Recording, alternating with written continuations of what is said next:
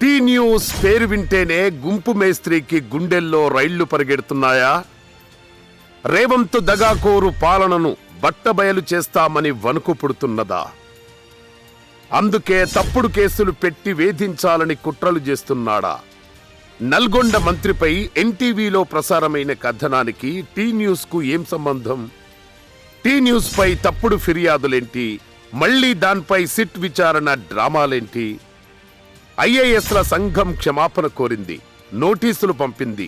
ఎన్టీవీకి కాదా? అసలు ఎన్టీవీ కథనంలో వచ్చేలా చేసిన ముఖ్య నేత ఎవడో గుర్తించారా?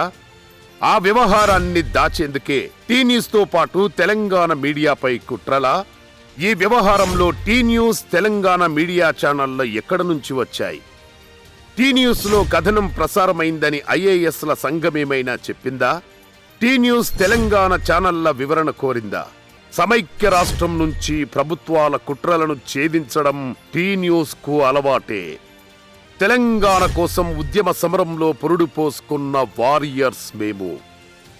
మీ బోడి సిట్లకు, స్టాండ్లకు టీ న్యూస్ బెదురుతుందా? తప్పు చేయం, ఎవడయ్యకి భయపడం.